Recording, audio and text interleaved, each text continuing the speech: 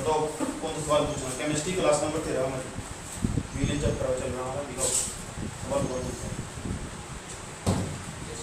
सवाल बताओ।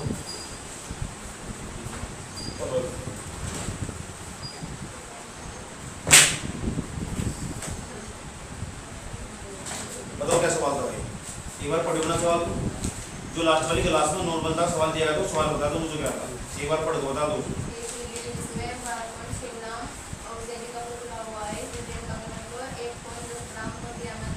जो बोलो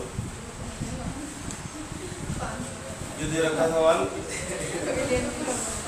चल जो बोलो एक तो बता रहे तुझे इससे कर रहा हूँ। अब सवाल था, यो सवाल में पढ़ के सुना रहा हूँ। सवाल क्या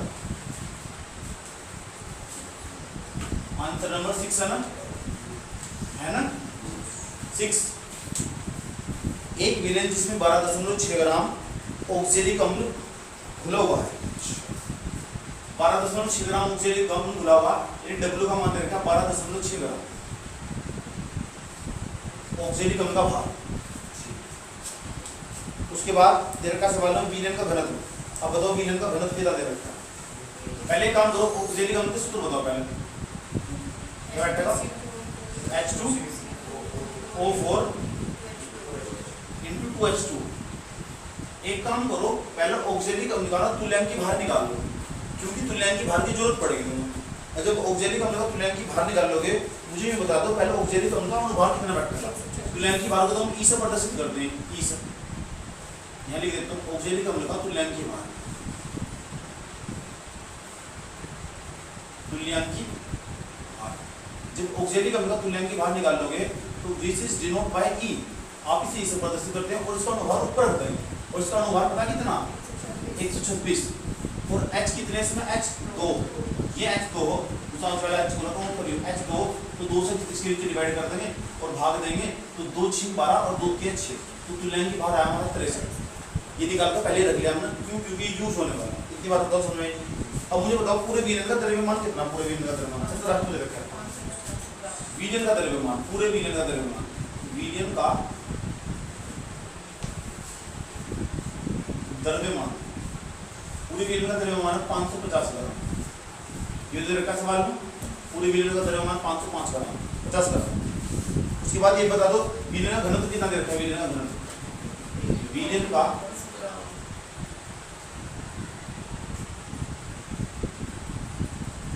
घनत्व कायदे पड़ेगा सर, डी तक कितना दे रखा है? 1.10 ग्राम, 1.10 ग्राम प्रति ml। पूरा मात्रक सही बोलना चाहिए। कितना दे रखा? इतनी बात बताओ, कोई दिक्कत क्या नहीं है? अरे बता दो भाई, सही है आंसर की? ठीक। द्रव्यमान भी पता हम घनत्व पता, तो विलेन का द्रव्यमान ही पता, विलेन का घनत्व पता, तो विलेन का आयतन निकाला जा सकता, नहीं निकाला जा सकता? तो विलेन का आयतन, तो विलेन का आयतन, हम विलेन का आयतन क्यों निकालना चाह रहे हैं? क्योंकि नॉर्मलता में जरूरत पड़ेगी। आयतन को v से प्रदर्शित करते हैं, ये निकालना। ऐसी चीज देखो जिसको 3 नापते हो, ऐसा कोई सूत्र है? हाँ है। सूत्र हमारे पास एक घनत्व बराबर द्रव्यमान बटे आयतन, घनत्व बराबर द्रव्यमान बटे आयतन। अगर हम आयतन निकालना हो, इससे इधर ले जाएंगे और इसे नीचे ले जाएंगे, यानी आयतन निकालने के लिए v बराबर हो, विलेन का आयतन निकालने के लिए m अपॉन कितना बैठेगा? d। अब बताओ m का मान कितना है? m का मान 550, 550। स्मॉल d का मान बताओ कितना? 1.10। इसके पीछे क्या था? ग्राम। इसके पीछे क्या था? ग्राम प्रति ml। ग्राम का क्या करता? ग्राम, ऊपर ml में भाग जाएगा, ऊपर पॉइंट हटाकर 2 जीरो बढ़ा लो, तो v बराबर ऐसे दिखा देगा 550 पूरे के बट्टे में कितना बैठेगा? 110, ऊपर 2 जीरो बढ़ा ली क्योंकि 2 बार पॉइंट है ना, समझ गए? और ये ml में आ गया ऊपर, जो भी आंसर आएगा ml में आएगा, ये ml ऊपर होगा। अब 1 जीरो तक क्या कट जाएगी? 1 जीरो, 11 तक काट देंगे, 11 बजे 55, 500 आ जाएगा, यानी v का मान जाएगा 500 ml। पूरे विलेन का जो आयतन है ना वो 500 मिलीलीटर है।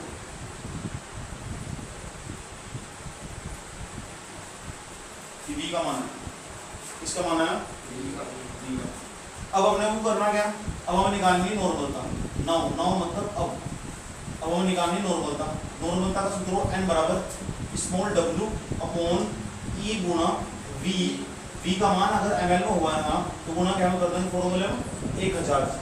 जब 1000 से मल्टीप्लाई कर दोगे n बराबर आ जाएगा w का नाम बताओ, w का मान w 12.6 ग्राम। ई का मान कितना आ जाएगा, ई का मान कितना आएगा 63 लिख देंगे गुना v का मान कितना 500 गुना में कितना लिखेंगे 1000। 2 जीरो तक कट जाएगी। अब 5 दूनी कितना हो, कितना जाएगा ऊपर 2। एक काम कर रहे 0.50 बढ़ाओ क्या, चलो बटा लगाया 0.10 बढ़ाई ऐसे 0.2। 63 दूनी कितने हो 126। आराम से घंटा क्या के साथ 63 कम 63 और 63 दूनी 136। अब 2 दूनी कितना होगा 4, 4 बटे 8 का 10, 2 दूनी 4 और 2 पंजे 10। n बराबर 5 से 2 को भाग देंगे कोने में जाएगा 5 चौक 20 0.4 ग्राम तुल्यांक प्रति लीटर। क्योंकि नॉर्मलता का मतलब ग्राम तुल्यांक प्रति लीटर हो। ये वो सवाल था जो लास्ट वाली क्लास में जाते जाते तुमको कहा गया था कि तुमसे नहीं होगा। और बताओ ऐसा कौन सा सवाल है दोनों और कोई सवाल है, और कोई सवाल है नहीं है। अगले टॉपिक पढ़ जाऊँ, एक काम करो उतार लो, अगले टॉपिक पे जा रहे हैं।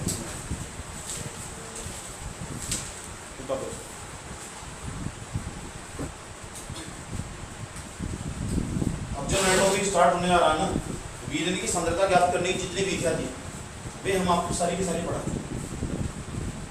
और विलयन की सांद्रता ज्ञात करने की कोई विधि नहीं। समझ में आया बात है? विलयन की सांद्रता, अच्छा नॉर्मलता के बारे में एक बात पढ़ लो, क्या ताप बढ़ाने पर नॉर्मलता प्रभाव पड़ता? सवाल है क्या ताप बढ़ाने पर नॉर्मलता प्रभाव पड़ता? कैसे पड़ता? घट जाएगी बढ़ जाएगी? अगर ताप बढ़ाने तो आयतन बढ़ जाएगा, आयतन बढ़ जाएगा तो मोलरता घट जाएगी। ये मोलरता की तरह है, मोलरता को कोई प्रभाव नहीं पड़ता। यह बात याद रखना, नोट हो जाए तो लिख लो इस बात। क्वेश्चन ही बना लो, एक छोटा सा प्यार का क्वेश्चन बना लो कि ताप बढ़ाने पर नॉर्मलता पर क्या प्रभाव पड़ता है। एक छोटा सा क्वेश्चन बना लो, ताप बढ़ाने पर नॉर्मलता पर क्या प्रभाव पड़ता है।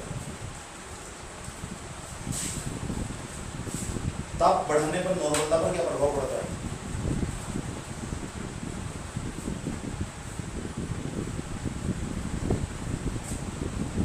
ताप बढ़ाने पर नॉर्मलता पर क्या प्रभाव पड़ता है? ठीक, अब बताओ चार्ल्स का नियम क्या हो हमारा? चार्ल्स का नियम हो 20 समानुपाती थी, यानी किसी भी विलयन का अगर ताप बढ़ा हो उसका आयतन बढ़ जाएगा। जब उसका आयतन बढ़ जाएगा नॉर्मलता क्या हो जाएगी? घट जाएगी। समझ में आई बात है? और नॉर्मलता क्या हो जाएगी उसकी? घट जाएगी। तो देखो ताप बढ़ाने पर आयतन बढ़ जाता है, आंसर ताप बढ़ाने पर आयतन बढ़ जाता है, ताप बढ़ाने पर आयतन बढ़ जाता है, ताप बढ़ाने पर आयतन बढ़ जाता है। राइट में क्या लिखो? चार्ल्स के नियम से। राइट में लिखो उसके चार्ल्स के नियम से, तो लिखो 20 समानुपाती 3। ताप बढ़ाने पर आयतन बढ़ जाता है। राइट में लिखा 20 समानुपाती 3। लिखो तथा नॉर्मलता घट जाती है। राइट में लिखो, उसके बाद लिखो तथा नॉर्मलता घट जाती है। ब्रैकेट 1 तथा नॉर्मलता घट जाती है। ये लिखो।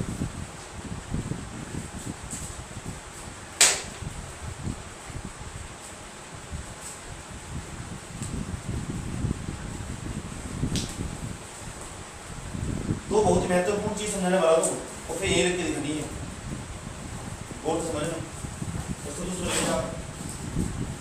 अब नया टॉपिक स्टार्ट करने वाला हूँ मैं, उसका नाम है ओस्मोसिक। ओस्मोसिक कहते हैं प्रसरण। प्रसरण के बाद समझाया जाएगा आपको विसरण क्या हो, और फिर पेपर मांगा दोनों में सवाल, इन दोनों अंतर क्या हो। तो दोनों घटनाओं बहुत आराम से, दोनों प्रक्रिया को बहुत आराम से समझना कि क्या हो प्रसरण क्या हो विसरण। समझने की बात है? ठीक, अब बोर्ड समझना क्या समझाने जा रहे गुरु जी, क्या समझा रहे समझ लो। तुम समझाने वाले कि प्रसरण क्या हो। आज का हमारा टॉपिक प्रसरण क्या हो। प्रसरण ये पता नहीं प्रसरण क्या है। अच्छा, प्रसरण को इंग्लिश में ओस्मोसिस कहते हैं।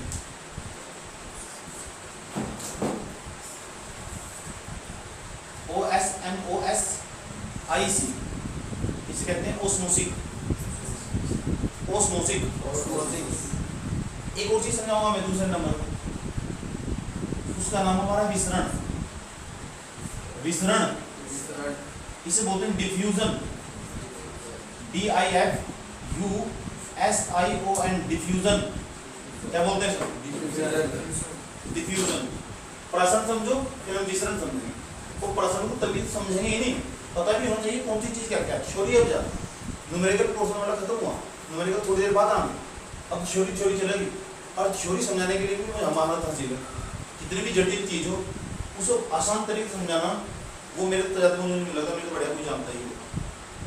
ठीक, अगर तुम्हारे याद नहीं हुआ तो मैं डंडा का सहारा लूंगा और मैं डंडे का प्रयोग करूंगा, मैं एक ही बार समझाऊंगा, बहुत तो समझ लेना। मैं चाहता हूँ तुम्हारा माइंड फोकस बना रहा। ठीक, अब देखो दुगनी रफ्तार हो जाएगी तुम्हारे समझने में। सवाल है ओस्मोसिस हो क्या, प्रसरण किसे कहते हैं? तो बोर्ड एक एक लाइन को गौर करो ना, एक एक लाइन सुनी जाती। ये सवाल है कि विसरण किसे कहते हैं, तो पहले हम प्रसरण को पूरी तरह क्लियर करेंगे और प्रांत समझाएंगे। थ्योरी सारी लिखिए। अब हम एक डायग्राम बनाने जा रहे हैं और उस डायग्राम के अंदर ना गौर से समझना, गौर से। मैं कहता भाई कटोरा, इस कटोरे की बहुत जरूरत पड़ने वाली है। ये चैप्टर जब पढ़ना तो इस कटोरे की बहुत जरूरत पड़ने वाली। अब ना इसके अंदर दो प्रकार के पदार्थ भर लेने वाले हैं, दो प्रकार के पदार्थ भर लेने वाले हैं। विलयन के अंदर मतलब कितने घटक हो, विलयन के कितने घटक हो, बताइए विलयन के कितने घटक हो? विलयन के दो घटक हो, एक विलय हो और एक विलायक हो। इसको बता दो तुम घर बैठे कितनी कॉपी पढ़ो। एक पदार्थ हमने इधर भर लिया और एक पदार्थ इधर भर लिया। जिधर जो मैंने पदार्थ भर लिया ना, ये वाला पदार्थ पूरा तो विलयन है हो। इस पूरे विलयन के अंदर इधर इस साइड में विलायक भरा हुआ। क्या भरा हुआ? विलायक। विलायक हो क्या? जो अधिक मात्रा में, और विलायक को इंग्लिश में क्या कहते हैं? सोलवेंट। सोलवेंट भरा हुआ। ठीक, और बीच में एक झिल्ली लगी हुई। क्या लगी हुई?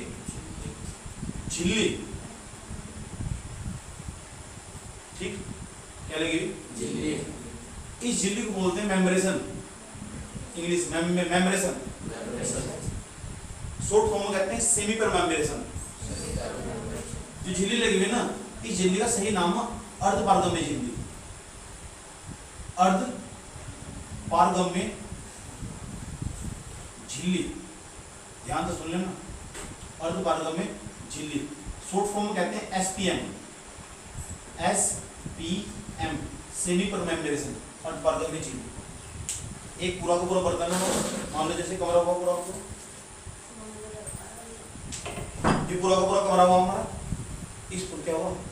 केदारनाथ जा रहे, इस पूरे कमरे के अंदर ना, इस पूरे कमरे के अंदर खा के जाने, इस पूरे कमरे के अंदर ना बीच में हम नहीं, पूरा देखो यही कंटेनर है पूरा का पूरा। वी हैव ए कंटेनर, हमारे पास एक बर्तन है और ये पूरा का पूरा बर्तन मानकर कोई स्टील का बर्तन है जैसे, और बीच में एक झिल्ली लगा दी। इस तरफ हमने जल भर दिया, इधर तो जल भर दिया, और उधर ना हमने दूध भर दिया, और दूध कम मात्रा में और जल ज्यादा मात्रा में। जल ज्यादा मात्रा में, इधर तो सारा भरा हुआ, दूध कम मात्रा में भरा हुआ।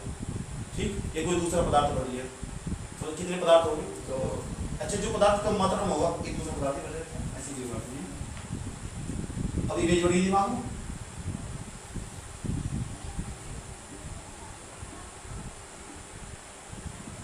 जो पदार्थ कम मात्रा में उसे क्या बोलते हैं? SOLUT, solute. क्या बोलते हैं? सैल्यूट नहीं है, सोल्यूट। गजब।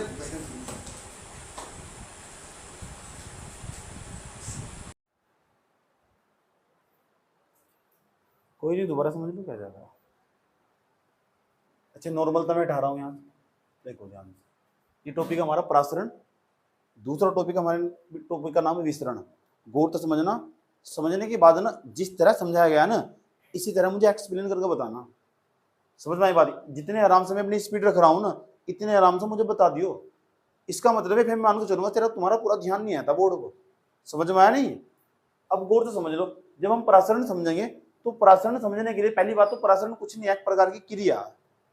एक बात दिमाग में तय कर रखो, एक प्रकार की क्रिया, दूसरी भाषा में प्रक्रिया भी कह सकते हो। क्रिया छोटी हो, प्रक्रिया बड़ी हो, तो अभी इसे प्रक्रिया कह सकते हैं। ठीक, एक प्रकार की क्रिया प्रक्रिया, ऐसी क्रिया आया, इसमें हो क्या वो समझेंगे। एक कंटेनर ले लिया, बर्तन ले लिया हमने, उस बर्तन के अंदर ना एक झिल्ली लगा दी, उस झिल्ली का नाम क्या है बोलो? अर्ध पारगम्य झिल्ली। क्या नाम है? अर्ध लगा दी। यह कैसी झिल्ली हो समझेंगे। दूसरी तरफ ना विलय भर दिया, इधर विलायक भर दिया, इसमें से ना विलायक के अणु इसमें प्रवेश कर जाएंगे। क्यों? देख लो ध्यान से, जो विलायक के अणु होंगे, अगर विलायक के अणु इधर ज्यादा होंगे ना तो इधर से इधर प्रवेश कर जाएंगे। यहाँ ना इधर जो विलायक के अणु होंगे उनकी सांद्रता ज्यादा होगी, इधर विलायक के अणुओं की क्या होगी? सांद्रता ज्यादा। अच्छा, सांद्रता क्या हो ये समझ लो, विलायक के अणु की सांद्रता, अणु की सांद्रता। यहां विलायक के बहुत सारे अणु, इधर कम सांद्रता, विलायक के अणु इधर भी है लेकिन कम मात्रा में। विलायक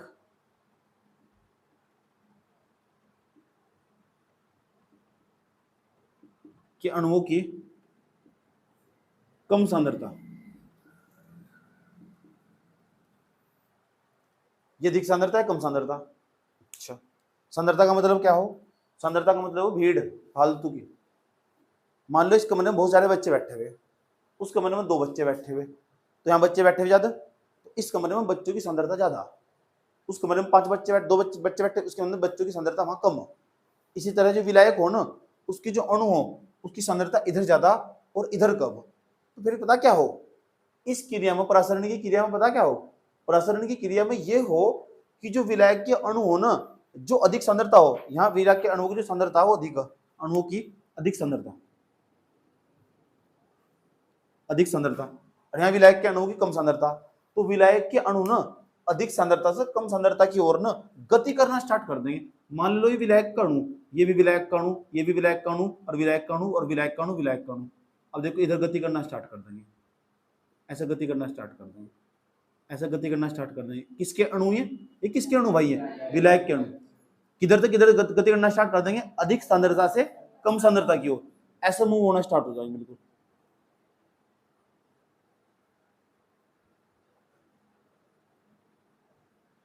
बात समझ आई? किसके अणु? विलायक के अणु। कहां से? अधिक सांद्रता से कहां चलना स्टार्ट कर देंगे? विलायक के अणुओं की कम सांद्रता की तरफ। समझ में? या से कह सकते हैं विलायक के अणु अधिक सांद्रता से कम सांद्रता की ओर गति करना स्टार्ट कर देते हैं, और गति करके फिर इधर पहुंच जाएंगे सारे के सारे। जब इधर पहुंच जाएंगे ना, इस वाले पार्ट में पहुंच जाएंगे, समझ की बात है, तो इस वाले भाग के अंदर ना आमूलचूल के परिवर्तन होंगे। कैसे परिवर्तन? आमूलचूल के परिवर्तन। अब आमूलचूल के परिवर्तन क्या होगा अब इसे भी समझ लो। लेकिन जो विलायक के अणु ना, वे जिस जहां तक होकर जाएंगे उस एक झिल्ली में से ये होकर गुजरेंगे। अरे ऐसी झिल्ली हो गया, अर्धपारगम्य झिल्ली हो गया, इसमें से केवल विलायक के अणु गति कर सके, विलय के नहीं। इसमें से विलायक के अणु गति कर सके, विलय के नहीं। अब मैं इसका उदाहरण देने जा रहा हूं और वहां तक सारी बातें समझ में आ जाएगी तुम्हारी, सब दिमाग खुलना स्टार्ट हो जाएगा। पहले मैं तुमसे पूछूंगा बेटे परासरण किसे कहते हैं? आप बताओगे गुरुजी परासरण एक प्रकार की ऐसी क्रिया, इसके दौरान ना जो विलायक के अणु ना वे अधिक सांद्रता से कम सांद्रता की ओर गति करना स्टार्ट कर देते हैं। आज समझो, विलायक के अणु अधिक सांद्रता से कम सांद्रता की ओर गति करना स्टार्ट कर दें, ऐसी क्रिया परासरण कहलाती है। उदाहरण का खेल है सारा का सारा। मान लो जब तुम 12वीं क्लास में फेल हो गए, सही बात है, और तुमने रगड़ रगड़ का मेहनत कर रखी थी, तो तुम उठोगे हाथ और जाओगे सीधा नहर में डुबकी लगा लोगे, गिर जाओगे, और जैसे कि तुम गिर जाओगे तो गिरने के बाद तुम्हारी मोहम्मदपुर झाल पर लाश मिलेगी, थारी जाकर मिलेगी नहीं मिलेगी? तो लाश छोटी होगी या बड़ी होगी? बड़ी।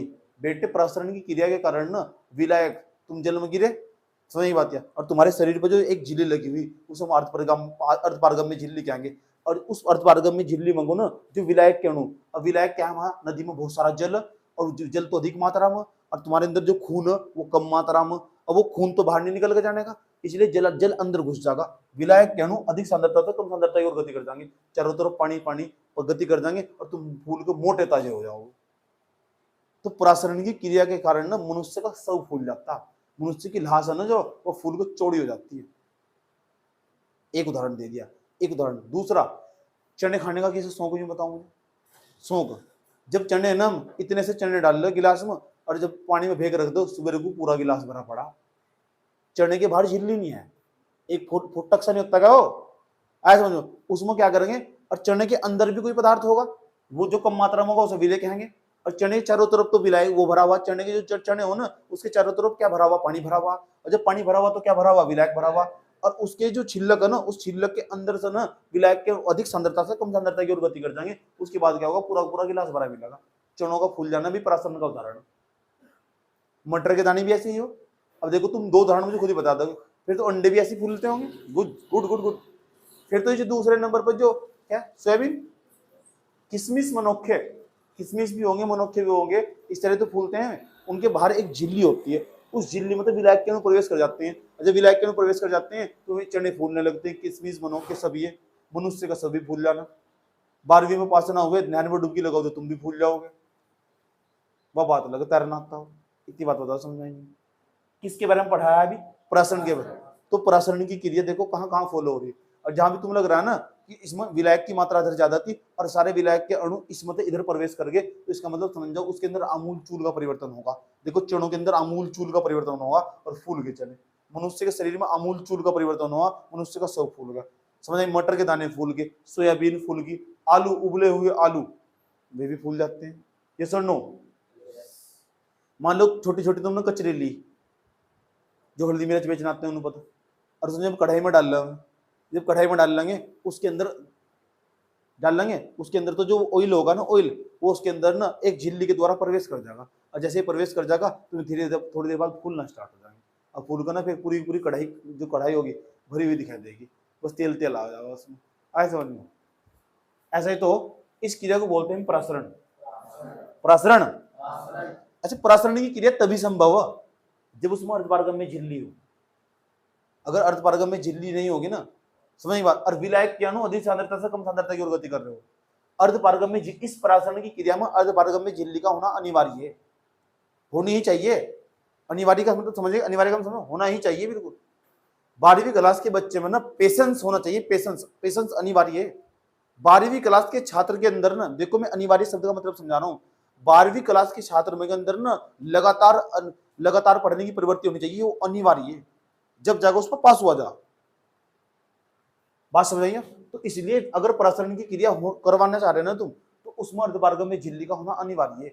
बिना अर्धपारगम में झिल्ली के परासरण की क्रिया नहीं होगी। हालांकि हम तुम्हें अर्धपारगम में झिल्ली बताने वाले, अलग हेडिंग बनाकर कि अर्धपारगम में झिल्ली हो क्या, यह ऐसी झिल्ली हो इसमें से केवल विलायक की अनुभूति कर सके, विलेय के नहीं। क्या कहा मैंने, अर्धपारगम में झिल्ली ऐसी झिल्ली हो इसमें से केवल विलायक की अनुभूति कर सके, विलेय के नहीं। जैसे हमारा शरीर, हमारे शरीर के अंदर भी तो एक पदार्थ भरा हुआ। मान लो मैंने अपना हाथ बाल्टी में दे दिया, जैसे मैंने अपना हाथ बाल्टी में दे दिया, मेरे शरीर बाहर तो पानी तो अंदर जा सके, अनु थोड़ा ही खून निकल कर पानी उसमें आ जाएगा। यहाँ भी एक झिल्ली है, तो ऐसी झिल्ली हो या जिसमें ना केवल किसकी अनुगति कर सके, विलायक की अनुगति कर सके, विलेय के नहीं। अगर विलेय की अनुगति करना स्टार्ट कर देना तो तुम सब मर जाओगे, शरीर में सारा खून बाहर आ जाएगा। समझ गए ना? अरे समझ रहे हो? कोई दिक्कत यहाँ तक? ठीक जी। किशमिश हो ना, किशमिश में अगर किशमिश हमने पानी में डाल दिया ना, अगर इसमें अर्धपारगम में झिल्ली नहीं होगी तो किशमिश का जो सारा माल ताला ना वो बाहर जाकर निकल लगा, फिर कहेगा किशमिश। गलत बात है। इसका मतलब परासरण की क्रिया के दौरान दो बातें बताई मैंने तुम्हें, दोनों बातें बहुत बड़ी प्यारी बातें। पहली बात यहाँ, परासरण कुछ नहीं है, एक प्रकार की क्रिया। ये बताना मुझे अभी पूछूंगा तुमसे, बताओ कि परासरण क्या है जी? परासरण एक प्रकार की क्रिया। मैंने कहा इस क्रिया में क्या हो जी गुरुजी? इस क्रिया में पता क्या हो जी? इसमें जो विलायक के अणु ना वे अधिक सांद्रता से कम सांद्रता की ओर गति करना स्टार्ट कर देते हैं अर्धपारगम में झिल्ली के द्वारा।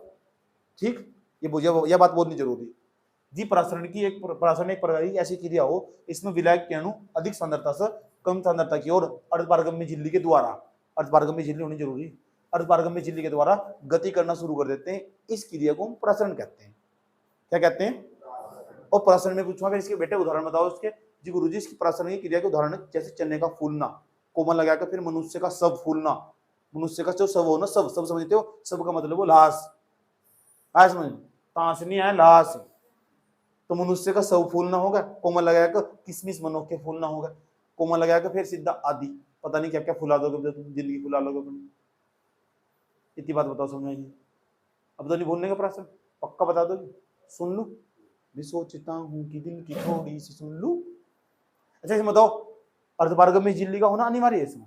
हाँ, अर्धपारगम्य झिल्ली का होना अनिवार्य है, विदाउट अर्धपारगम्य झिल्ली। अच्छा, अर्धपारगम्य झिल्ली को इंग्लिश में कहते हैं एसपीएम। विदाउट एसपीएम ओस्मोसिस संभव ही नहीं है, पॉसिबल ही नहीं है। अगर इस रिएक्शन को, इस प्रक्रिया को, इस प्रोसेस को करवाना, तो उसके लिए एसपीएम का होना जरूरी है। एसपीएम मतलब सेमी पर मेम्ब्रेशन, सेमी पर मेम्ब्रेशन, अर्धपारगम्य झिल्ली का होना अनिवार्य है इस क्रिया के लिए। यहाँ अर्धपारगम्य झिल्ली की आवश्यकता नहीं है, इसे भी बताएंगे अभी साथ साथ में। इसके बारे में बात पता लग गई? बता क्या बताया, बैठे बैठे बताओ।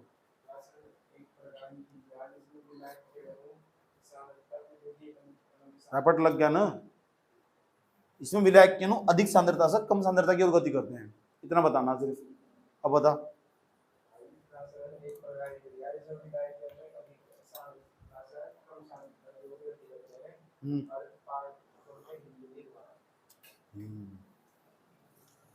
और क्या बताया? चमन का, चरणों का, और मनुष्य का शव फूल जाना। बोल तो शर्म आ रही है। तू बता इसमें क्या चीज अनिवार्य है? अच्छा, अर्धपारगम्य झिल्ली क्या हो? क्या और अर्धपारगम्य झिल्ली ऐसी झिल्ली हो या इसमें से केवल विलायक की अनुभूति कर सको, विलय के नहीं अनुभूति कर सकते। वीरेंद्र खून बाहर नहीं जाने नहीं, निकल कर डोंट वरी। बात समझ में आई है? जितना भी तुमने समझा उस चीज को मुझे यहाँ लिख के दिखाओ, ये वाला डायग्राम बनाओ, या बना लो प्रासरण।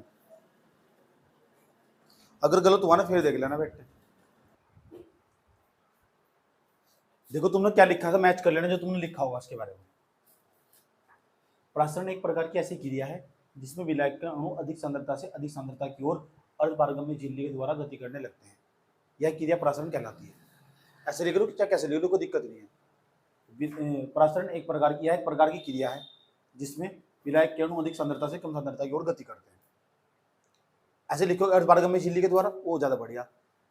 प्रासरण एक प्रकार की ऐसी क्रिया है जिसमें विलायक के अणु अधिक सांद्रता से कम सांद्रता की ओर अर्धपारगम्य झिल्ली के द्वारा गति करते हैं। लिख दिया यहाँ तक? एक लाइन और लिखनी इसमें अर्धपारगम्य झिल्ली का होना अनिवार्य है।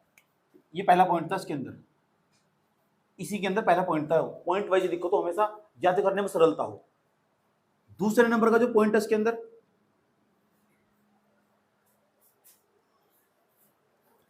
जो प्रासरणिक क्रिया हो ना उसमें केवल विलायक के अणु गति कर सकते, विलय के अणु नहीं गति कर सकते। ये दूसरी बात है इसके अंदर। प्रासरणिक की जो क्रिया हो ना इसमें विलायक के अणु गति कर सकते, केवल विलायक के अणु गति कर सकते, विलय के अणु गति कर सकते। दूसरा पॉइंट इसके अंदर यही लिखना, लिखो इसमें केवल विलायक के अणु गति कर सकते हैं, विलय के नहीं। लिख लो दूसरा पॉइंट, इसमें केवल विलायक के अणु गति कर सकते हैं, विलय के नहीं। लिख दिया, इसमें केवल विलायक के अणु गति कर सकते हैं। इस क्रिया के मान याद रखना बात क्या, इसमें विलायक के अणु गति कर सकते हैं, विलय के नहीं।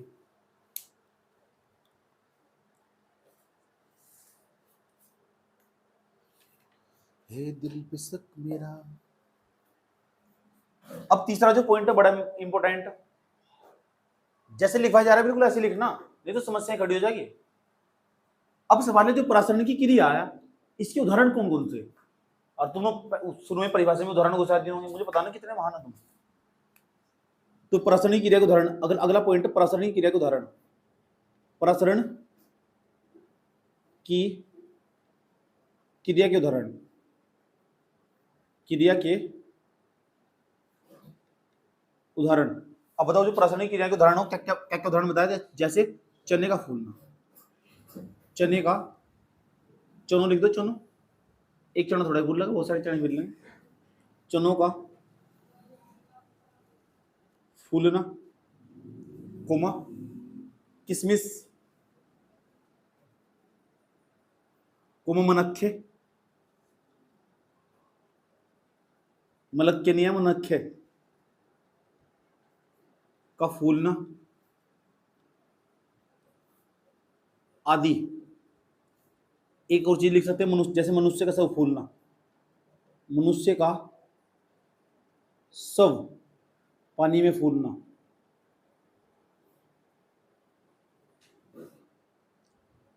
आदि, और आदित्य मेरी फ्रेंड का नाम था। ठीक, कोई दिक्कत यहाँ तक? कितने पॉइंट हो गए परासरण के? कितने पॉइंट हो गए? किसके पॉइंट हो गए? तीनों पॉइंट याद रहेंगे। एक बार तीनों पॉइंट बोल के बता दो, चलो अपनी अपनी कॉपी में तो पढ़ गो। तीनों पॉइंट पढ़ना है, पढ़ गो। पहले पॉइंट में क्या है, दूसरे में क्या है, तीसरे में क्या है? चुनों का भूलना। अपना अपना पॉइंट जो लिखा है वो सब पढ़ो, अपनी अपनी कॉपी में पढ़ो। मुंह से बोल के पढ़ना, आवाज आनी चाहिए सबकी।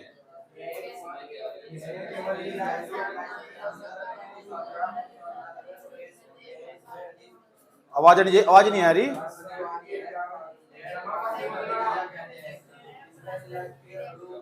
पूरा पढ़ो तीनों पॉइंट।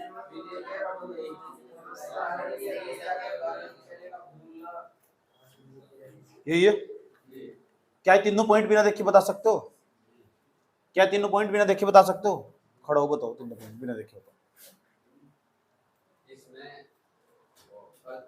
परासरण कैसी है? पहले पॉइंट बता क्या है? हाँ। पहला पॉइंट तभी तो परासरण तो बता कैसे कहते हैं बेवकूफ। परासरण क्या हो? हाँ, विलायक के अणु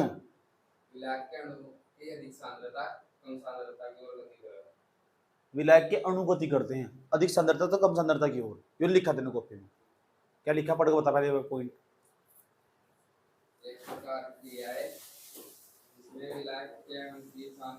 गलत लिखा, जिसमें विलायक के अणु अधिक सांद्रता से कम सांद्रता की ओर गति करते हैं। काट ये लिख, खड़ा हो बे, बता तीनों पॉइंट। रैपट लग जाएगा मुंह में खींच कर। पहले उन्होंने बता परासरण क्या हो? एक प्रकार की क्रिया है जिसमें विलायक के अणु की अधिक सांद्रता कम सांद्रता की ओर। विलायक के अणु की सांद्रता की, विलायक के अणु अधिक सांद्रता से कम सांद्रता की ओर गति करते हैं। क्या लिखा? कॉपी कॉपी पढ़ के बता।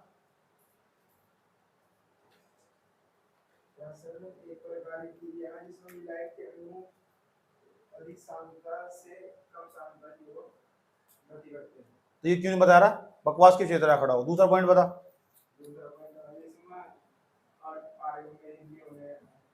ये दूसरे पॉइंट पे लिखना है। खड़ा हो तू, बता। खड़ा है सीता का महल हो। चलो बता दूसरे पॉइंट पे क्या लिखवाया?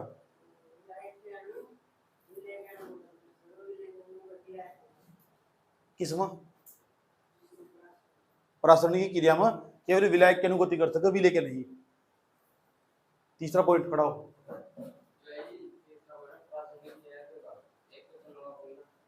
चुन लूंगा।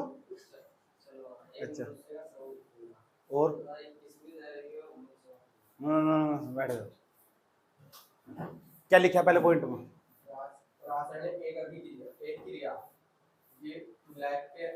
जिसमें अधिक सांद्रता से कम सांद्रता में प्रवेश गति करते हैं। कॉपी में देख क्या लिखवाया, आँख खोल कर पूरा पढ़ेगा। क्या लिखा पहला पॉइंट? ये क्रिया है जो विलायक के अधिक अणु को सांद्रता कम सांद्रता में प्रवेश करते हैं। गलत लिख रखा, सारा सब गलत लिखा हुआ। कितनी बार बताया बोल के मैंने कहा ये एक प्रकार की ऐसी क्रिया इसमें विलायक के अणु अधिक सांद्रता से कम सांद्रता की ओर गति करते हैं। तो ध्यान कहाँ है तुम्हें? इसमें होगा क्या बना रखा है? काटो खड़ा हो बता। परासरण एक प्रकार की क्रिया है। हाँ, इसमें विलायक के अणु अधिक सांद्रता से कम सांद्रता की ओर गति करते हैं। अच्छा, दूसरा पॉइंट में क्या लिखेंगे? दूसरा पॉइंट लिखेंगे इसमें केवल विलायक के अणु ही गति कर सकते हैं, विलय के नहीं। शाबाश। तीसरा पॉइंट बता। तीसरे पॉइंट में इसके उदाहरण है। ये लिखे उदाहरण बताना, मुंह तो बोल कर शर्म आ रही। इसका उदाहरण है चनों का फूलना। हाँ, मनुष्य का सब फूलना और किशमिश का फूलना। बैठ जा। पढ़िए भगवान। क्या हो परासरण? उसमें क्या हो? उसमें भैया क्या नाम की जो विलायक है ना, हाँ, उसके विलायक की जो अणु, विलायक के अणु की सांद्रता, विलायक के अणु अधिक सांद्रता से कम सांद्रता की ओर गति करते हैं। इस क्रिया क्या बोलते हैं? इस क्रिया को प्राकरण परासरण हो। प्रासरण क्रिया। अच्छा, दूसरे पॉइंट पे क्या लिखना? और भैया इसके अंदर ना क्या नाम की आग लगा दो। नहीं, और क्या करो इसके अंदर? इसके अंदर प्राकरण क्या नाम है वो? पारगम्य झिल्ली, अर्ध पारगम्य झिल्ली। झिल्ली का होना अनिवार्य है। बैठ जाओ, दूसरे वाले में लिखा था। हट, बैठ जा नीचे को, किसी ले लो तो कॉपी में वो समो का। तो बताया रामरती की, उस कुछ ना बताओ रहने में। तू बता, जन्मदिन वाली बैठी बैठी बता, दूसरे पॉइंट पे क्या लिखवा था?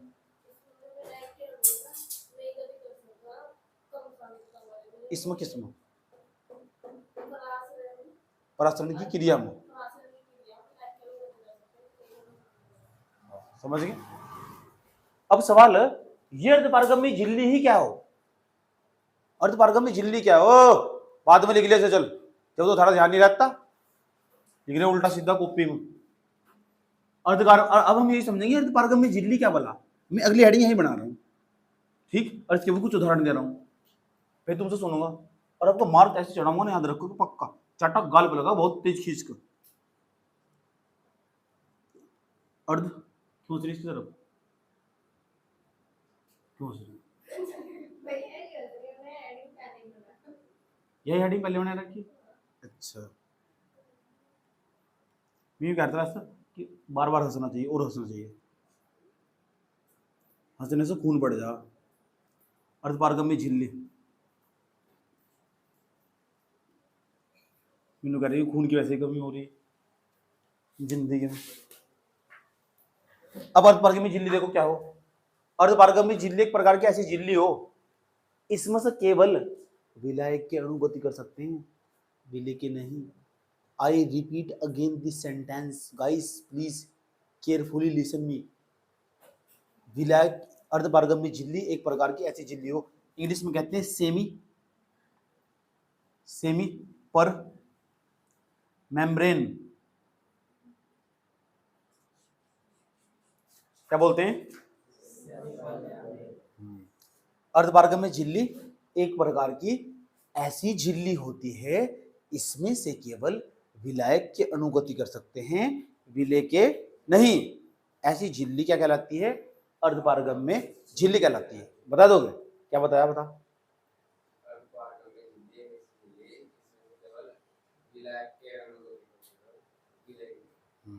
अब जैसे जैसे समझ लो जैसे वो, और कौन कौन से उदाहरण है, अब इसके उदाहरण देने जा रहा हूं। परिभाषा तुम्हारे याद होगी, पूछूंगा तुमसे। जैसे हम कॉपर फेरोसाइनाइड की झिल्ली, कॉपर फेरोसाइनाइड CuFeNH2 CuFeCN6, इसे बोलते हैं कॉपर फेरोसाइनाइड। क्या नाम है इसका? कॉपर फेरोसाइनाइड, कॉपर फेरोसाइनाइड की झिल्ली। पता लग चुका? कॉपर फेरोसाइनाइड, बकरे के अमाशय की झिल्ली। बकरे को देखे तुम ना, पैर उबाले जाओ उसके, बकरे का जो मासा हो, कालजा हो, उसको खाए जा, बकरे का कालजा खाए जा। समझने की बात है, उसे उबाल कर खाए जा। समझ की बात है, जिसका चिकन हो उसको उबाले जाएगा तो पानी इसके अंदर घुस जाएगा, पानी इसके अंदर घुस जाएगा, झिल्ली पे तो घुस जाएगा। तो यहाँ लिख रहे हैं बकरे के अमाशय की झिल्ली। यहाँ भी भेदभाव हो, बकरी ले सकते हैं, यहाँ भी भेदभाव महिलाओं के साथ, यहाँ भी भेदभाव बकरे के अमाशय की झिल्ली।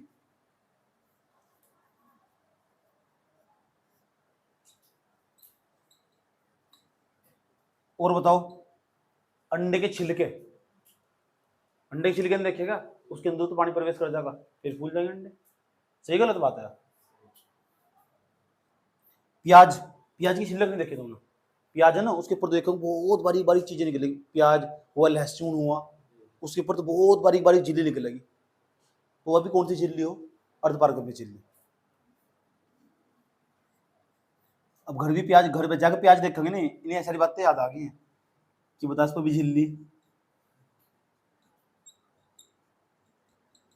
याद रहेगी। कौन सी? प्याज की बिल्ली याद रहेगी। प्याज की बिल्ली है? अच्छा, देख रहा था, चेक कर रहा था। अब भी समझ लो, मैं पूछूंगा तुमसे, इसमें पहले क्या लिखना, उदाहरण बाद में लिखने। अर्धपारगम्य झिल्ली क्या हो, यहां से समझ लो ना। अर्धपारगम्य झिल्ली गुरुजी ऐसी झिल्ली हो जिसमें से केवल विलायक के अणु गति कर सकते हैं, विलेय के नहीं। मेरे शरीर में, बॉडी में खून है, बाहर झिल्ली निकल कर तो भाग रहा, निकल तो नहीं भाग रहा, इसका मतलब मेरे शरीर में जो झिल्ली ना वो पक्का अर्धपारगम्य झिल्ली। सही बात है। मान लो मैं पानी में कूद गया, ट्वेल्व बना रहा मैं, और ट्वेल्व में पानी बहुत ज्यादा मात्रा में, जो ज्यादा मात्रा में हो क्या हो, विलायक। तो ये थोड़ा ही मेरे शरीर में तो खून निकल कर पानी में भाग जाएगा, ऐसे थोड़ा ही हो, क्योंकि मेरे पास है ना अर्धपारगम्य झिल्ली। मेरे शरीर पर अर्धपारगम्य झिल्ली होने के कारण ना पानी तो मेरे शरीर में जा सके, जो मेरी सतह को ठंडा कर देगा। अभी बार बार नहा जाऊंगा उसमें, सही बात, लेकिन जो मेरे शरीर में ब्लड जो कम मात्रा में मौजूद है वो बाहर नहीं जा सकता। ये अर्धपारगम्य झिल्ली हो। प्याज के अंदर जो रस है वो बाहर क्यों नहीं आता निकल कर, क्योंकि बाहर अर्धपारगम्य झिल्ली लगी हुई। जब तुम उसकी फोटो से उतारो ऊपर तो बाहर भारत में उतारने स्टार्ट करो, तब जाकर जो प्याज है ना, सही बात है, वो अपने रस दिखाना, रंग दिखाना शुरू करो। अर्धपारगम्य झिल्ली उसके अंदर का मालताल बाहर नहीं आने देती। समझ में आया? कौन सी झिल्ली? ये आर्टिफिशियल है। ये जो अर्धपारगम्य झिल्ली बताने कॉपर फेरोसाइनाइड की झिल्ली, ऐसी झिल्ली आजकल मार्केट में बनाई भी जाओ, इसे हम कहीं भी प्रयोग कर सके। ये तो सिर्फ कंसेप्ट यूज, इस क्रिया का यूज कहीं भी हो सके, कहीं भी तुम्हारे जीवन में जहां तुमने लग रहा है। जरूर थोड़ा है, मैंने तो थोड़े से उदाहरण दिए, मैंने लिखा आदि, जहां तुम्हें लग रहा है ना बेटे यहाँ पर रासायनिक क्रिया हो रही, ये चीज पहले इतनी सी थी अब इतनी बड़ी हो गया, इसके अंदर पानी घुस गया, सही बात है, बड़ा होगा। मान लो कोई इंसान था, आया, ठीक, पहले बहुत पतला सा था, फिर बहुत बड़ा होगा, तकड़ा होता चला जाए, तो उन्होंने इसके अंदर रासायनिक क्रिया हुई होगी। समझ की बात है? हाँ, अगर वो विलायक में रहा तो पक्का रासायनिक क्रिया हुई। तो तुम्हें समझना कि रासायनिक क्रिया कहाँ कहाँ होती है, कैसे होती है, और किस चीज का होना अनिवार्य है उसमें। अब तो प्रसारण के बारे में कितनी बातें याद होगी तुम्हें? प्रसारण के बारे में 3 बातें तो पता लग गई। पहला पॉइंट भी पता लग गया, दूसरा पॉइंट भी पता लग गया, और तीसरा भी, और कौन सा पता लग गया? रैपिड लग गया ना मुंह पे। चौथा पॉइंट है ही नहीं, ये खाली प्रसारण का अलग ही टॉपिक है, कुछ भी। सही बात, मैंने 3 पॉइंट बताए प्रसारण के। कितने पॉइंट? प्रसारण के बारे में कितनी बातें बता तुम? ये तो अर्धपारगम्य झिल्ली समझाया तुम अलग से। हो सकता है अर्धपारगम्य झिल्ली का उदाहरण पूछ रहे पेपर में कि अर्धपारगम्य झिल्ली हो क्या है, ऐसी झिल्ली हो उसमें से विलायक के अणु जा सके, विलेय के अणु नहीं जा सकती। बता क्या अर्धपारगम्य झिल्ली? बैठा बैठा बता, पूरा बता। बोल ऐसी झिल्ली हो या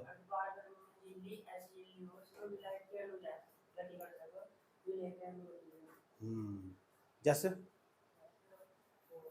बकरे का कालजा, जैसे जैसे तो खेल सारा फेमू, कॉपर फेरोसाइनाइड, कॉपर फेरोसाइनाइड की झिल्ली। तमीज से बोल जा, तू बता भी इसके।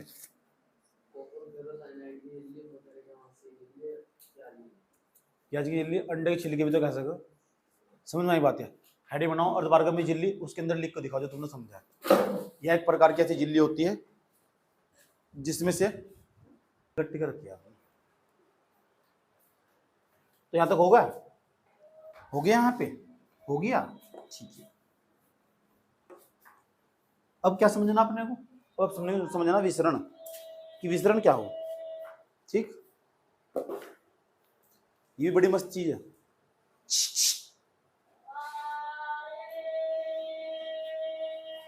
गौर से समझना, बहुत प्यार के साथ। बच गए, नहीं तो बोलता ही ऐसे। ये थोड़ा समझदार निकला है। विसरण क्या हो? यह भी एक क्रिया ही, और यह भी एक क्रिया ही। इसमें क्या होगा? इसमें केवल विलायक के अणु होंगे। इस क्रिया में पदार्थ की कोई सी भी अणु हो सके, ठोस भी हो सके, वो द्रव भी हो सके, वो गैस भी हो सके। जब देखो यहां इधर जो पदार्थ के अणु ना, उनकी सांद्रता बहुत बहुत ज्यादा, ये पदार्थ के अणु, मॉलिक्यूल। अच्छा, अणु का अंक देख सको? अणु का अंक देख सको क्या? रैपट लग गया ना मुंह पे, देख सको। सही बात है, कापी ठाक देखे भी तो दिखेगी। सही बात, जब धक्के खाते भी दिखाई दे रहे अणु के। सुनो अणु को देख सको, परमाणु गुण देख सकते। अणु बहुत छोटा हो, इतना छोटा हो, उसका अंक तो देखा जा सके, ठीक। परमाणु गुण देख सकते। किसी पदार्थ के काट के छोटे छोटे टुकड़े करो, जो अंक तो दिखाई देंगे, अणु कहलाएंगे। परिभाषा ये है अणु की। जो नहीं दिखाई देंगे उन्हें परमाणु बोल लेंगे। समझ में आई बात क्या? चलो, अच्छा, यहाँ अणु हमारे पास ये जो हमारे पास अणु है ना, यहाँ अणुओं की अधिक सांद्रता, ये अणु जो हो सकते हैं ठोस, ठोस भी हो सके, या द्रव भी हो सके, या गैस भी हो सके। कोई पदार्थ, किसी पदार्थ के ठोस अणु हो सके, या द्रव भी हो सके, गैस भी हो सके। ठोस या द्रव या गैस के अणु हैं, ठीक। ये क्या करते हैं, अधिक सांद्रता से, यहाँ इनकी अधिक सांद्रता,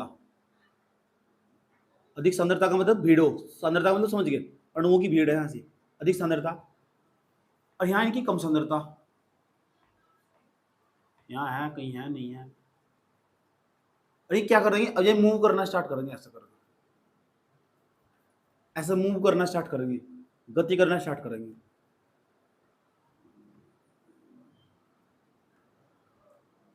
ऐसे गति करना स्टार्ट करेंगे। जब ऐसी गति करना स्टार्ट करेंगे ना, तो इसी क्रिया को हम विसरण बोलेंगे, विसरण, विसरण। यह जो क्रिया ना, इस क्रिया को बोलते हैं विसरण। क्या बोलते हैं, विसरण। तो कोई तुमसे पूछने लगा विसरण क्या हो, कुछ भी नहीं, ऐसी क्रिया हो इसमें ठोस या द्रव या गैस के अणु अधिक सांद्रता से कम सांद्रता की ओर गति करना स्टार्ट करते हैं, या कम सांद्रता। मान लो इधर गैस है, इधर भी गैस है, लेकिन कम मात्रा में, इधर गैस ज्यादा मात्रा में, तो ये ना ज्यादा से कम की ओर चलना स्टार्ट हो जाना। अगर जो गैस के अणु में ज्यादा से कम की चलना और स्टार्ट हो जा, तो समझ जाओ हमारी ये क्रिया हमारी विसरण कहलाएगी। लेकिन इसमें बीच में कहीं भी अर्धपारगम्य में झिल्ली नहीं है, और यहाँ कहती अर्धपारगम्य में झिल्ली का होना अनिवार्य है। इसमें अर्धपारगम्य में झिल्ली हो भी सकती है, नहीं भी, अनिवार्य नहीं है। समझ में, जब कहीं अनिवार्य ना, अनिवार्य का मतलब होना ही चाहिए। एक 12वीं क्लास के बच्चे में पेशेंस अनिवार्य है, होना ही चाहिए पेशेंस। 11 महीने पढ़ाई करनी, 11-12 महीने, इतनी बात बताओ समझ में नहीं आई। ठोस, द्रव या गैस के अणु का, गैस के अणुओं का अधिक सांद्रता से कम सांद्रता की ओर गति करना ही, अधिक सांद्रता से कम सांद्रता की ओर गति करना ही विसरण कहलाता है। परिभाषा याद होगी, ये पहला पॉइंट लिख दोगे इसके अंदर, जो बोल कर बताया तुमको। एक बार बता दो मुझे, बोल कर क्या समझाएगा। ठोस, द्रव या गैस के अणुओं का, ठोस, द्रव या गैस के अणुओं का, अणुओं का अधिक सांद्रता से कम सांद्रता की ओर गति करना ही विसरण कहलाता है। क्या कहलाता है, विसरण। ये पहला पॉइंट है, इतनी बात बता समझ में नहीं आई। कौन सा पॉइंट था। दूसरा पॉइंट बड़ा प्यारा पॉइंट है, इतना प्यारा पॉइंट है, एकदम तुरंत याद हो जाओ। इसमें किसमें, विसरण की क्रिया में, इसमें अर्धपारगम्य झिल्ली का होना अनिवार्य नहीं है। इतना आसान पॉइंट है, खाता नहीं याद होगा। दूसरा पॉइंट क्या है, इसमें किसमें, विसरण की क्रिया में, विसरण की क्रिया में। तमीज से बोल, केमिस्ट्री पढ़ रहा हो, इज्जत करो इसकी। इस क्रिया में अर्धपारगम्य झिल्ली का होना अनिवार्य नहीं है। अरे मुंह से बोल जाकर भाई, थैली ने बैठे कर, कहीं थोड़ा यार तू बारात में आके बैठ कर दूल्हे के बराबर में, तुम कहेंगे नाश्ता कर लो जी।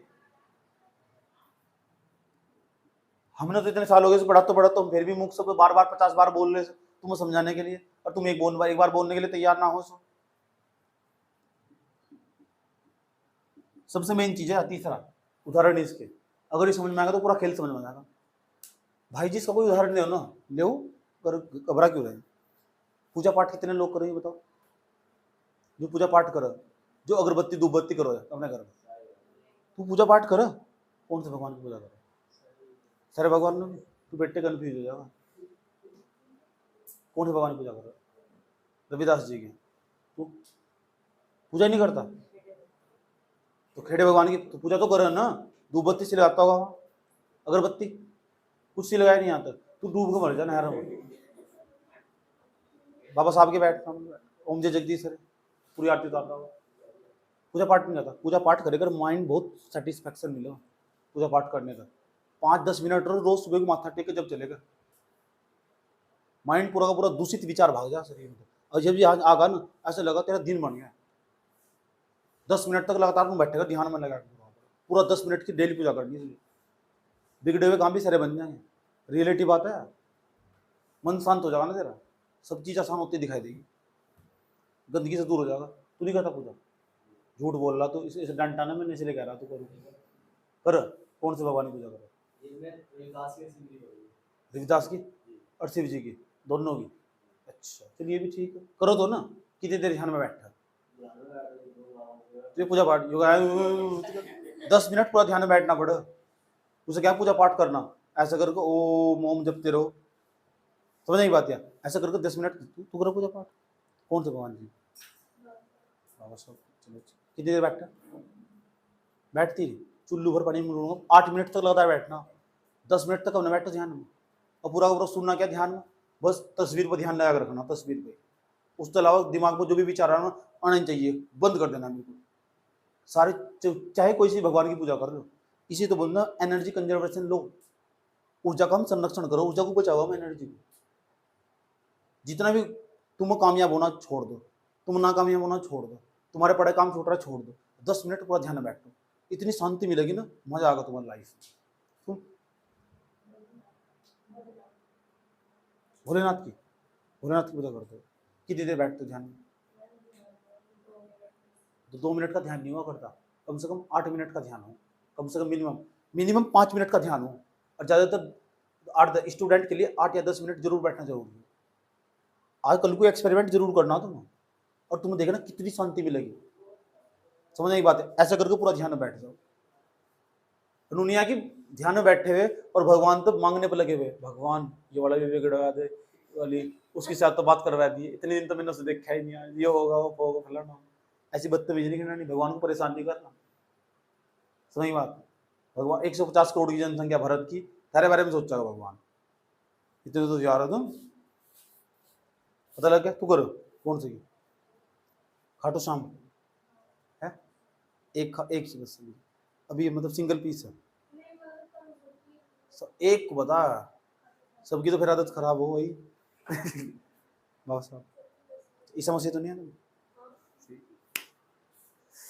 तो 8 मिनट के आसपास ध्यान में बैठना। अब तुम सोच रहे हो कि मैंने ये 30% क्यों पूछा, अब तो विसरण पढ़ा रहे थे, तो मेरे दिमाग में बुद्धि में कीड़ा नहीं घुसा हुआ कि मैं तुम्हारा तो सारे भगवान के बारे में पूछूंगा तो कि तुम बताओ क्यों नहीं पढ़ते, तुम क्या भगवान की पूजा क्यों नहीं करते? क्योंकि उसका यहाँ तो लिंक, वहां विसरण की क्रिया यूज हो है। वो किस तरह?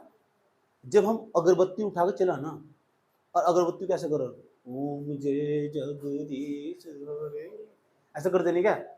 जब ऐसे कर ओम जय जगदीश, आधे तो इतना खतरनाक हो, इतनी जल्दी हो ना आ पता लगा बाबू सेना का मैसेज आ रहा, धूप बत्ती की स्पीड बना रखी धूप बत्ती की स्पीड बना रखी तू, पर कोई यूट्यूब भी तो देखना, पेशेंस ही नहीं है बिल्कुल। अब भगवान भी सोचता होगा किसके पल्ले पर कौन महान मूर्ति हो, इतना फास्ट हुआ।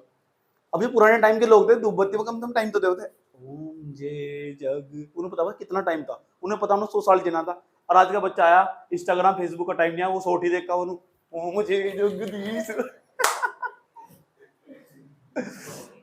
ऐसे तो करो। वो आज का बच्चा हो। अब सवाल क्या है? सवाल ये हो कि जब हम अगरबत्ती को जलाने स्टार्ट कर देंगे तो अगरबत्ती में से धुआं निकला धुआं, ये समझा रहा हूँ, इस पर जाओ ठीक। अगरबत्ती में तो धुआं निकलेगा, धूप बत्ती होगी उसमें तो धुआं निकलेगा, उसमें तो सुगंध भी आओ, सुगंध अब, और सुगंध यहाँ तो बहुत सारा धुआं, और जो व्यक्ति दूर खड़ा हुआ होगा ना वहाँ बहुत ही कम धुआं होगा, और वो धुआं इधर जाना स्टार्ट कर देगा, उसकी सुगंध धीरे धीरे चारों तरफ फैल जाएगी। इसका मतलब मैंने क्या बताया था, और वो एक प्रकार की गैस ही तो हुआ, और गैस अधिक सांद्रता से कम सांद्रता की ओर गति करना स्टार्ट कर दी। और मैंने क्या कहा था तुम्हें, ठोस या द्रव या गैस क्यों हो सकता, तो मैंने उदाहरण लिया गैस वाला, अगरबत्ती वाला।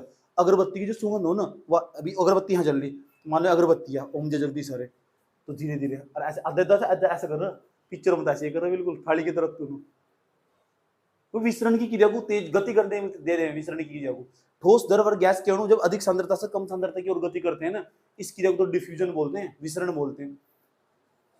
हर माता घर में जो पूजा पाठ कर रही है वो विसरण की क्रिया इस्तेमाल कर रही है, जो धूप बत्ती का प्रयोग कर रही या फिर अगरबत्ती की सुगंध। मान लो अब हमारे घर में हवन हो रहा, तो हमारे पड़ोस वाले सारे खतरे में पहुंच जाएंगे, इनके घर में पक्का कोई साना रखा है, क्यों? उससे क्या हो जाए, उससे ये हो कि इसमें हम तो अगरबत्ती की सुगंध पड़ोस वालों ने लगा, इनके यहाँ हवन हो रहा है, सुगंध आ रही, और विसरण की क्रिया के कारण हुआ ऐसा। किसके कारण हो? मान लो तुम किसी नाले से गुजरे आसपास, सही बात है। और नाले में तो खतरनाक गटर में तो कैसी हो तुम जानते हो। और जब बदबू आनी स्टार्ट हो जाएगी, अब जैसे जैसे नाले के पास जाओगे, जैसे नाले के पास जाओगे तो वहां उसकी सांद्रता ज्यादा होगी नहीं। सही बात है। जैसे जब नाले से दूर हो जाओगे तो वहां उसकी सांद्रता कम हो जाएगी, तो खतरनाक बदबू आएगी, वहां डिफ्यूजन की क्रिया हो रही, वहां विसरण की क्रिया हो रही। मान लो कोई किसी रास्ते में घूम रहे, वो कुत्ता मरा पड़ा है। समझ गए नहीं समझ गए? तो जैसे जैसे मान लो इस एरिया में कुत्ता मरा पड़ा हुआ, जैसे जैसे दूर होते चले जाओगे तो जो खुशबू हुआ, गजब की खुशबू हुआ, घटती चली जाएगी। और जैसे जैसे पास होते चले जाओगे ना, तो यही बात है। तो ये ना पता क्या कर रहा, जो महिलाएं हो अपनी चुनने मर गए। और लड़कों को तो आदत हो भैर गंदगी में रहने की, उनको घंटा ही नहीं फर्क पड़ता। सही बात है। इतनी दूर चलने में जहाँ होगा ऐसा, बहुत खतरनाक गंदगी स्टार्ट हो जाए, फिर तुम आगे पहुंच जाओगे तो गंदवा गायब हो जाएगी। हो ऐसा? तो वहां कौन सी क्रिया यूज हो रही? तो उदाहरण है इसकी, उदाहरण पता क्या है इसके? उदाहरण इसकी अगरबत्ती की सुगंध। विस्तरण के उदाहरण अगरबत्ती की सुगंध। अब उन्होंने लिख दिया दो बत्तियां बैठी ना मंगल का, मंगल की सुगंध है। अगरबत्ती की सुगंध, अगरबत्ती की सुगंध ले लो। और बताओ और है क्या उदाहरण इसका दिमाग में? बगीचे की खुशबू आती रही, लिख दू गटर की खुशबू। बगीचे की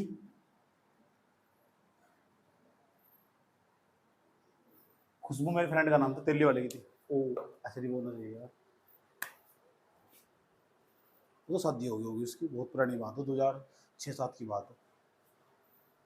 तेरे जितने बच्चे होंगे उसके। अब सुनो मेरी बात ध्यान से। और अच्छा टीवी देखा किसी ने?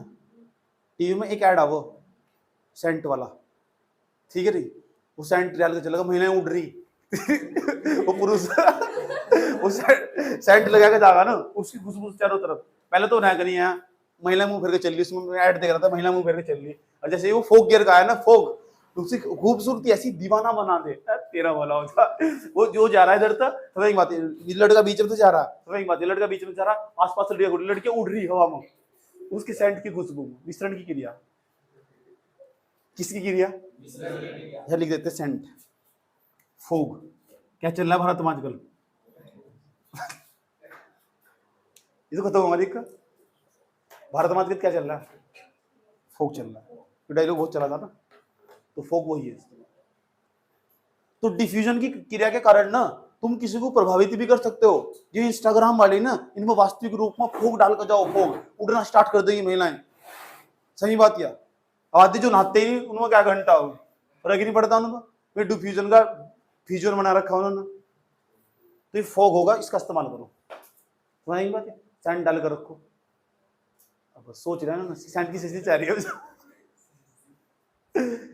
सैंड की शीशी चाह रही है, मेरे घर बहुत सारा सैंड रखा हुआ। सही बात, लेकिन फ्री का नहीं है, ठीक। कितने पॉइंट हो गए? 1, 2 और 3। सबसे ज्यादा सैंड पता कहां बिका तुम्हें? सबसे ज्यादा सैंड बिका यूरोप में, पृथ्वी के ध्रुवीय क्षेत्र में हुआ है, और ध्रुवीय क्षेत्र में पड़ा ठंड जबरदस्त मात्रा में। अब भारत के अंदर जो सेंट की नगरी बोल रहा, इत्र की नगरी बोल रहा हम कन्नौज को, यूपी में पड़ा कन्नौज। कन्नौज में सबसे ज्यादा सेंट बिका, सेंट की फैक्ट्री यहाँ। जैसा क्यों चलोगे, अब सवाल है सबसे ज्यादा सेंट यूरोप में क्यों बिका? क्योंकि वहां के लोग नहाते ही नहीं, सच में नहाते, क्योंकि वहां ठंड पड़ा ज्यादा। ठंड पड़ा तो नहाने का नहीं, तो क्या करा, फटाफट कपड़े काट का, फटाफट सेंट गेट लगा, चल 7-8 दिन बाद नहाओ मैं।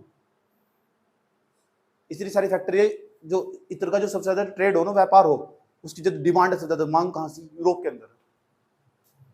भारत के अंदर कहां? दिल्ली जैसे शहरों में। वहां के नहाते नहीं लोग, पानी नहीं है वहां से। पानी की बचत करने के लिए सबसे सेंट का इस्तेमाल करा, वो सारे सेंट कन्नौज से जा। पानी नहीं है दिल्ली में। इस तरह नहीं है कि तुमने राम कुमार की दुकान पर तो खाना ले लिया और पानी जग में डाल कर खुद दे रहा हो, वहां पानी की बोतल अलग से खरीदनी पड़ेगी। समझ में आया बात? दुनिया की समस्या के साथ पानी फ्री मिल रहा है, ये बात बताओ। चलो समझ में आई नहीं आई?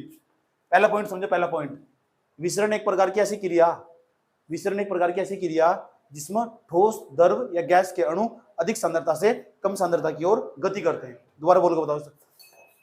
विसरण एक प्रकार की ऐसी क्रिया है जिसमें ठोस, द्रव या गैस के अणु अधिक सांद्रता से कम सांद्रता की ओर गति करते हैं। पहले पॉइंट पर लिख दो क्या बात, पक्का एक बार और बोल बता दो। चलो, विसरण एक प्रकार की ठोस, द्रव या गैस के अणु अधिक सांद्रता से कम सांद्रता की ओर गति करते हैं। प्रवेश करते नहीं, गति करते हैं। गति करते हैं, अच्छा गति करते हैं। दूसरा, इसमें पारगम्य झिल्ली होनी चाहिए, इसमें अर्धपारगम्य झिल्ली का होना अनिवार्य नहीं है। तीसरा पॉइंट, उदाहरण क्या इसके, किसके उदाहरण है, विसरण के। विसरण के उदाहरण जैसे अगरबत्ती की सुगंध, बगीचे की खुशबू, नाले के गटर की खुशबू, बता दोगे। सेंट, इत्र की खूबसूरती दीवाना बना दे। चलो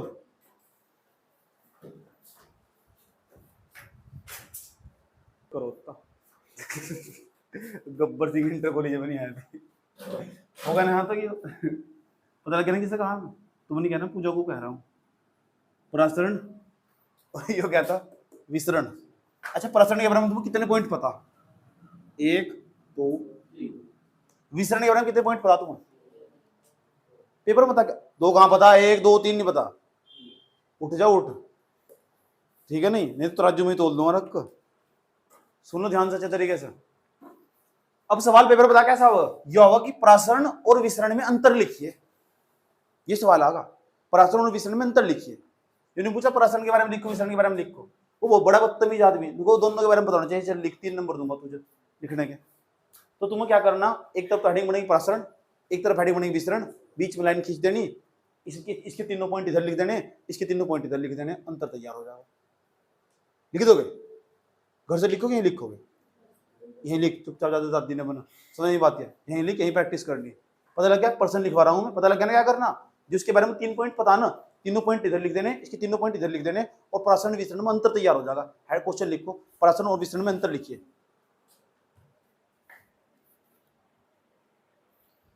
प्रसरण और विसरण में अंतर लिखिए।